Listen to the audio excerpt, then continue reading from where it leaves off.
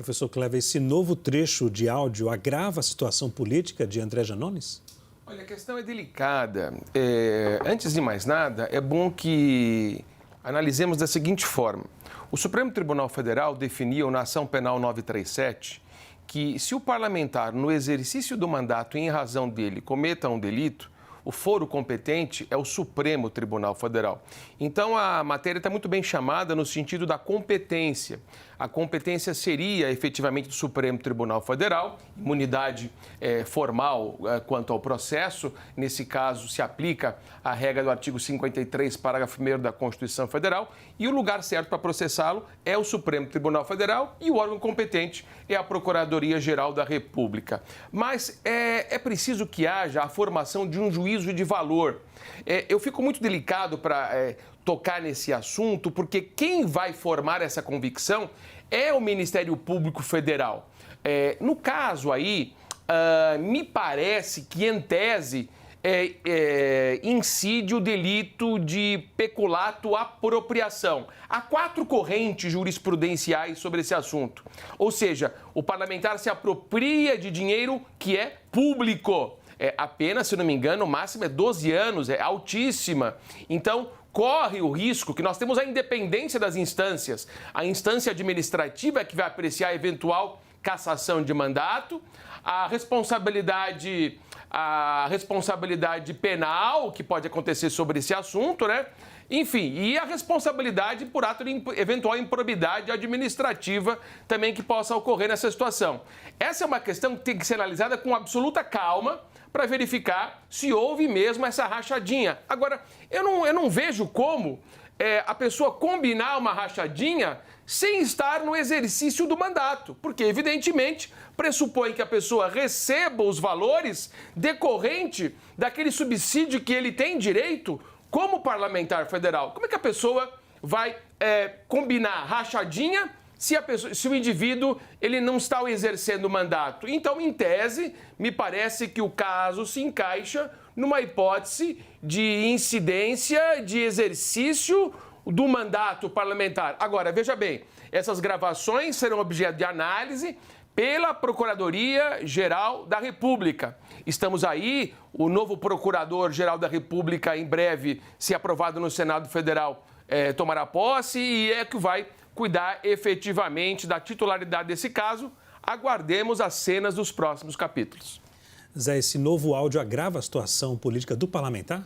Eu acho que agrava num aspecto, porque a versão inicial que havia sido dada é que ele tinha tido esse diálogo antes de iniciar o exercício do mandato, falando, olha, que aqueles que ele nomeasse poderiam vir eventualmente a contribuir com a sua campanha, com os débitos, etc, etc, etc. Esse áudio, em tese, porque temos que ver em que contexto tudo isso foi gravado, parece mostrar que já tinha acabado de começar o mandato.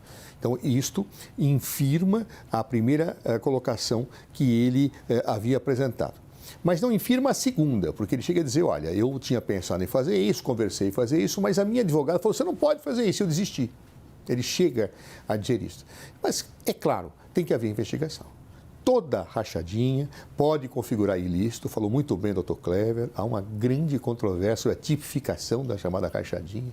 Tem gente que diz que não é peculato, porque é dinheiro privado, que o cara passou depois de ter saído do patrimônio público. Há uma grande discussão jurídica sobre a tipificação da rachadinha. Tem gente que acha que é concussão também. Que é concussão. Tem N situações que só vão ser determinadas a partir da investigação e dos fatos que forem colocados. A única coisa que a gente tem que afirmar com clareza é rachadinha não importa se feita com a mão esquerda ou com a mão direita, tem que ser investigada. Toda. Claro? Então tem que ser investigada do Janones, tem que ser investigada de outros parlamentares, inclusive que em família parece que atuavam fazendo rachadinha, né? Então pouco importa se a direita ou a esquerda, rachadinha tem que ser investigada. Ao final o Ministério Público vai ver evidências, vai verificar a tipificação, dependendo da tipificação que for feita, vai se verificar se houve o repasse de dinheiro ou não. Se não houve o repasse, talvez não se configure tipificação delituosa alguma. Então nós temos que dizer, tem que ser investigado, mas não podemos condenar ninguém, nem Janones, nem aqueles que em família talvez fizessem sem uma investigação. O que nós temos que fazer é exigir que todos sejam investigados. Me espanta alguns parlamentares que pedem investigação só de uns, dizendo, não, os outros não fizeram, mas não foram investigados. Como é que você afirma com convicção que houve num caso e não houve no outro? Acho isso péssimo.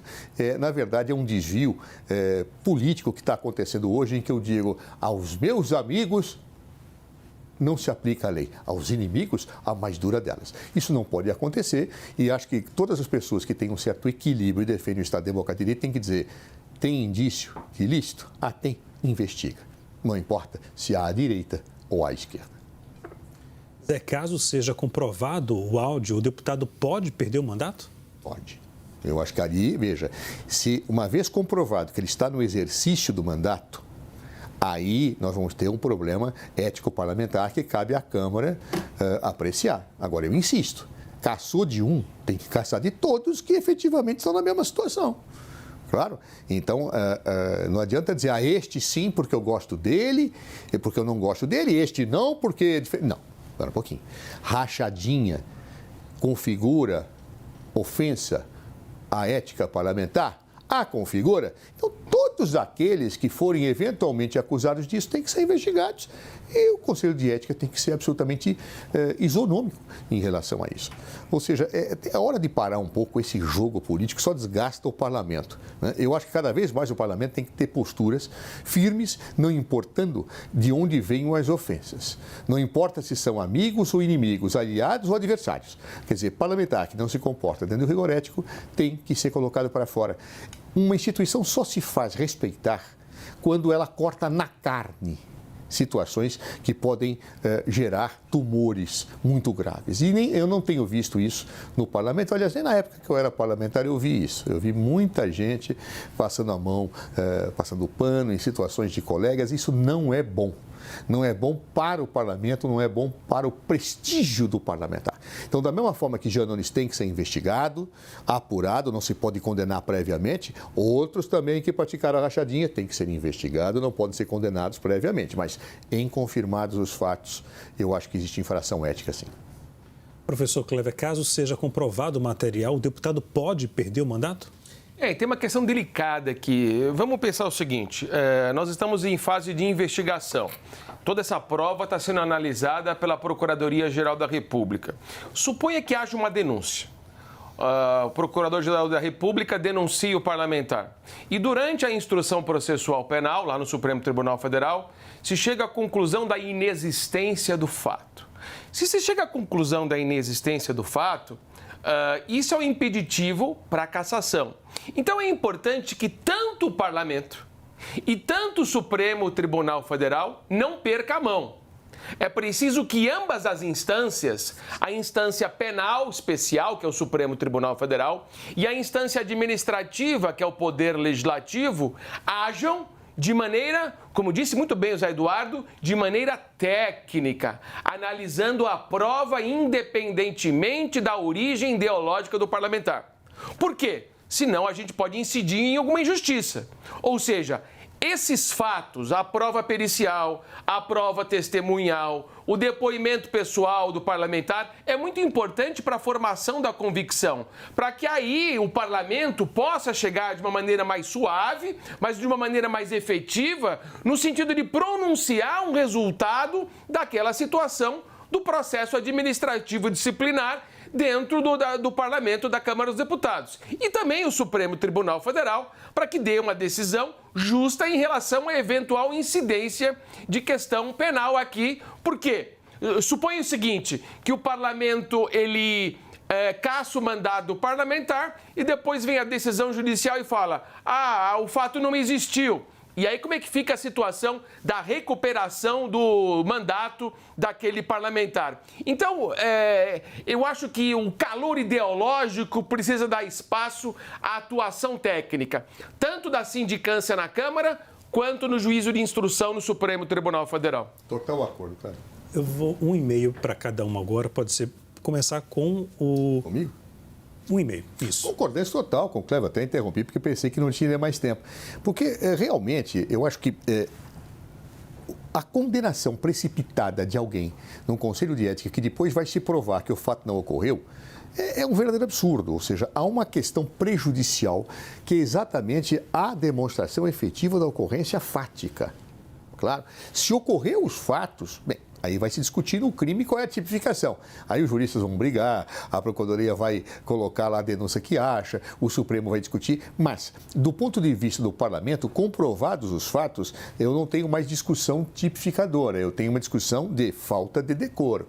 Configurada a falta de decoro, aí tem a cassação. Por exemplo, certa feita eu atuei como advogado num caso em que ficou evidente que o funcionário, sem nenhuma coação, e declarado, reconhecido isso, contribuíram para a campanha eleitoral daquele para quem trabalhavam. Bom, se não detectou-se nenhum tipo de coação, de chantagem, pelo contrário, eu não tenho a configuração de nenhuma situação delituosa. Então, esse parlamentar até acabou sendo absolvido pelo Supremo Tribunal Federal. Imagine se eventualmente tivesse sido cassado seu mandato. Seria um absurdo.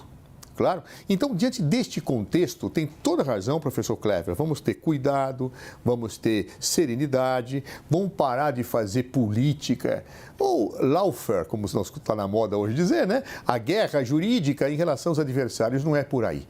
O parlamento que se preza é o parlamento que cumpre a lei, que faz com que o decoro seja, antes de tudo, respeitado, mas não utiliza expedientes para proteger amigos e atacar inimigos.